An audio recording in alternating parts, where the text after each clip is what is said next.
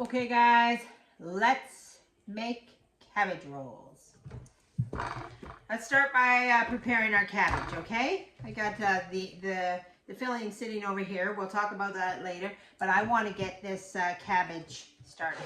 So I've done cabbage rolls for years, and I've done many different ways. I've tried to freeze this and then thawed it and then peeled it, which was neater and sort of easier, but I did not like the texture of the cabbage. So I went back to the old-fashioned way of just boiling it. So what I do is I take the core out.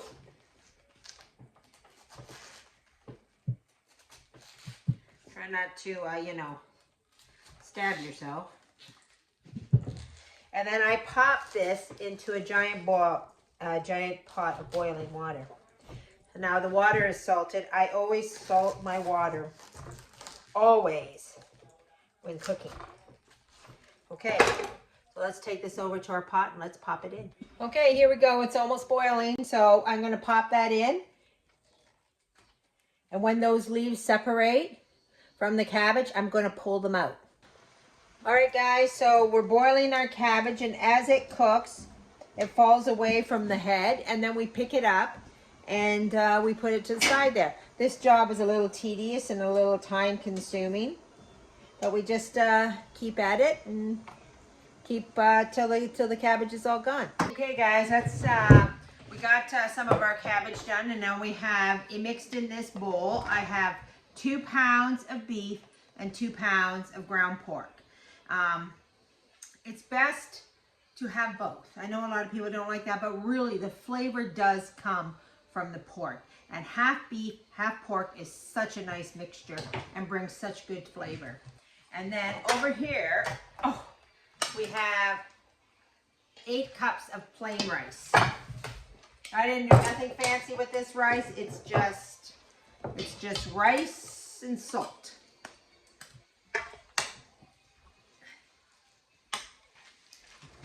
Now, I've seen a lot, this rice is still hot, a little bit. I like to usually have my ingredients all at room temperature so it's easy to handle. So I like to have my rice cooked plenty in advance and my meat frozen plenty in advance. So this isn't too freezing and that isn't too hot. But we haven't cooled this rice down, but it shouldn't be too hot, even though it's steamy.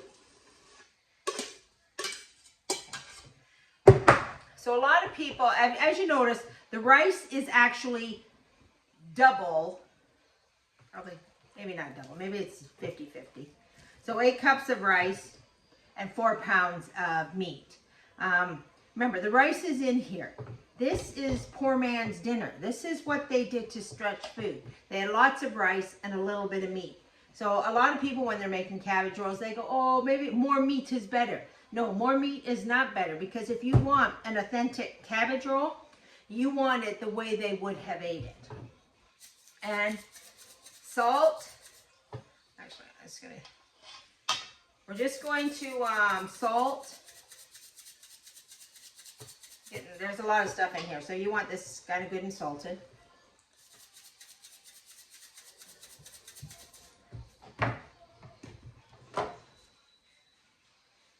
Garlic and pepper. Whoa. Oops. Oopsie. I'll just take a little bit of that out.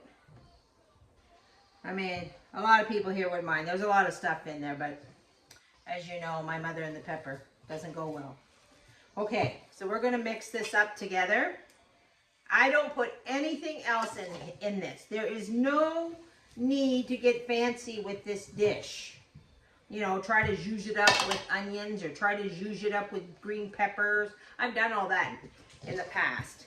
And I've come to realize that if you want an authentic food that is the best, you have to make it the way it was intended to be made.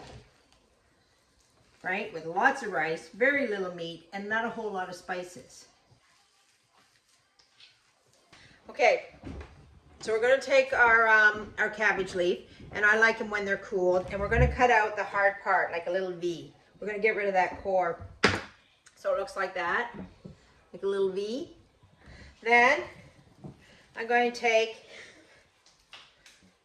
usually like this much, like the size of what would fit in my hand.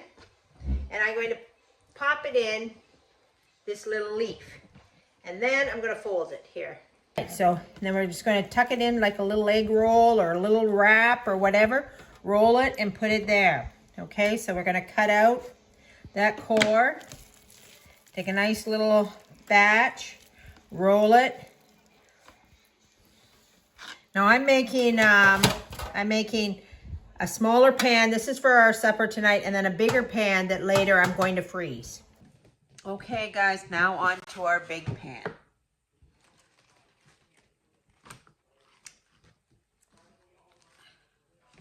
I've cooked up all the cabbage. We'll take out the hard core bit, and we grab a little bit of meat. Oh, look at that was 2 leaves in one. We'll put it in there.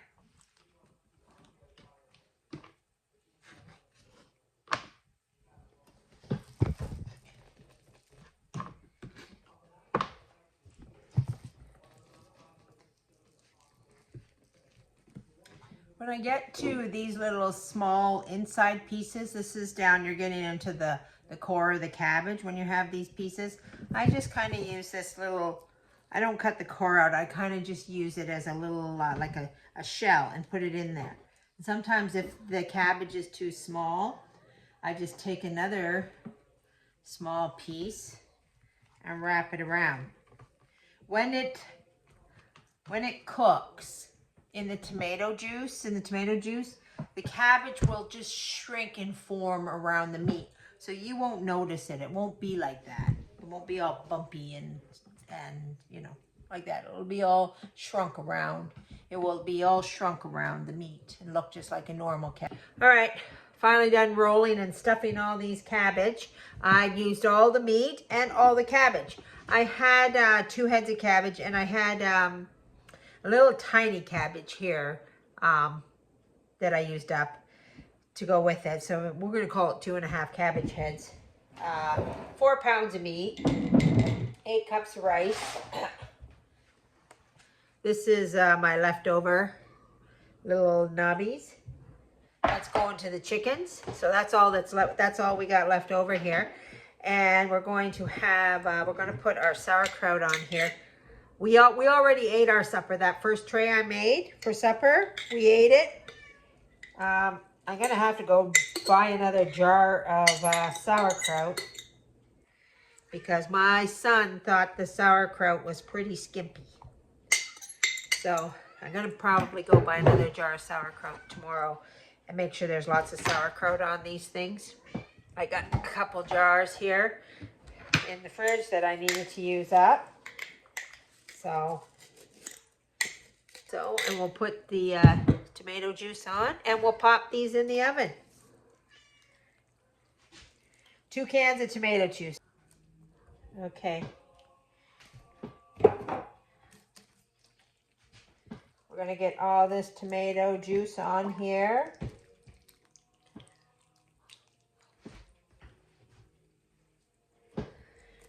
Okay, there you have it, guys. I'm going to get the parchment paper and get the foil on this and get these in the oven.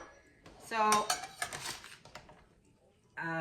these are smaller cabbage rolls than the cabbage rolls that were at Costco. They were rather large. So to compare 6 of these to 6 of those wouldn't be a fair comparison. Plus, there's no way that even our family of 4 could have a dinner of 6 cabbage rolls. Well, maybe we could. Last night, my son had about 4. We had 14 cabbage rolls last night, and there were 7 of us. 2 people didn't eat any cabbage rolls. My mother and Doug, grandson. And Doug and I had 2. My son had 4, so we'll give him 4. My brother, he's good for about 3 or 4. And my mother and myself, we're going to go with 2. There we go, okay? So 1, 2, 3, 4, 5, 6, 7, 8, 9, 10. we'll go with 10 cabbage rolls for us for dinner per pan. So that's going to give us, we've got 60 cabbage rolls. That's going to give us six pans of cabbage rolls. And we'll do a comparison that my 10 cabbage rolls equals 6 of Costco's. So that's $30 a pan. So there we have it, guys. Okay. So here we are. Now, I went and bought this extra sauerkraut. I ran out this morning and did this because they wanted more sauerkraut. So, there we are. Okay, and I'm also, because I'm freezing these, I'm going to put a little more tomato on, again, just on the top. But I'm actually going to put a little bit of juice in this pan. Now I could just put water in there, but I went to the cupboard and I got some pork broth 24. So this is last year's pork broth. And, you know, again, this is free to me, so use it when you got it. And I'm just going to pour a little along the sides there, just so this is sitting in some liquid. Okay, and then I'm going to put this on it. The thing with when you're freezing your food, what you want to do is you want to get rid of as much air as possible. There to be no air between your food and the freezing process.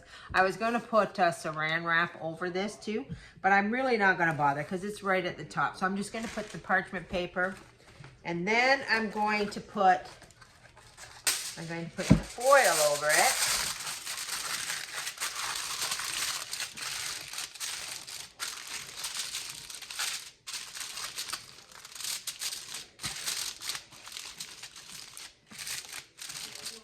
Then I'm going to Cabbage Rolls 2025. Better put the month, May, just in case.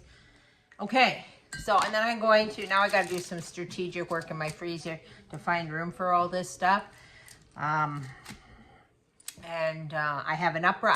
have two freezers. I have an upright freezer and then I have a chest freezer, but they're usually full. So now we get a little bit creative, and who knows, I might end up buying more and more of these and then just using them. So my freezer will be full of these things.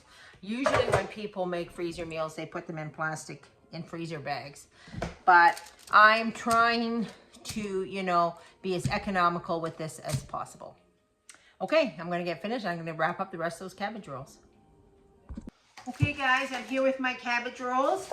I have 6 frozen solid cabbage rolls. Now when like I say, I mean, I'm sure this is everybody's problem, but the freezer, you know, it is everybody's nightmare. Well, at least it's my nightmare. Trying to keep it orderly, trying to keep things level, trying to know exactly where what is. And you know, I move things around, and I try to rotate and keep on top of things. But you just can't throw a whole bunch of these in the freezer and just freeze them. So I strategically froze them individually. I have 3. I have above the freezer, I have a chest freezer, and I have a standing freezer. So, you know, I did 3 at a time. I froze them till they were rock hard, and then once they were rock hard, then I could stack them. Don't go stacking these things until they're frozen, or else you're going to end up with a messy mess all over your freezer.